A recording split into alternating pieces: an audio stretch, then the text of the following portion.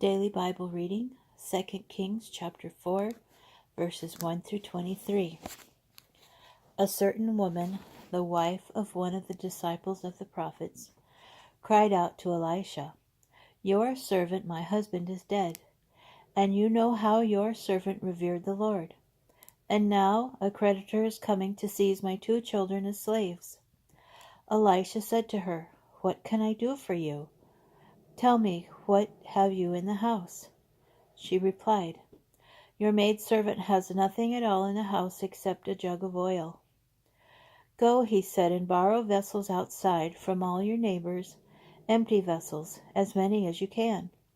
Then go in and shut the door behind you and your children, and pour oil into all those vessels, removing each one as it is filled." She went away and shut the door behind her and her children. They kept bringing vessels to her, and she kept pouring. When the vessels were full, she said to her son, "Bring me another vessel." He answered her, "There are no more vessels," and the oil stopped. She came and told the man of God, and he said, "Go sell the oil and pay your debt, and you and your children can live on the rest." One day Elisha visited Shunem. A wealthy woman lived there, and she urged him to have a meal. And whenever he passed by, he would stop there for a meal. Once she said to her husband, "I am sure it is a holy man of God who comes this way regularly. Let us make a small enclosed upper chamber, and place a bed, a table, a chair, and a lampstand there for him, so that he can stop there whenever he comes to us." One day he came there. He retired to the upper chamber and lay down there. He said to his servant Gehazi, "Call that Shunammite woman." He called her, and she stood before him.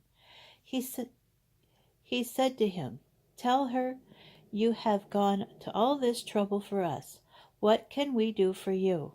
Can we speak in your behalf to the king or to the army commander?"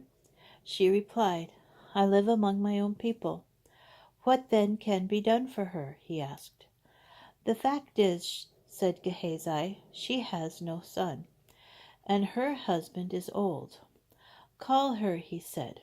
He called her, and she stood in the doorway. And Elisha said, "At this season next year you will be embracing a son." She replied, "Please, my lord, man of God, do not delude your maidservant." The woman conceived and bore a son at the same season the following year, as Elisha had assured her. The child grew up. One day he went out to his father among the reapers. Suddenly he cried to his father, "Oh, my head, my head!" He said to a servant, "Carry him to his mother." He picked him up and brought him to his mother, and the child sat on her lap until noon, and he died. She took him up and laid him on the bed of the man of God, and left him and closed the door.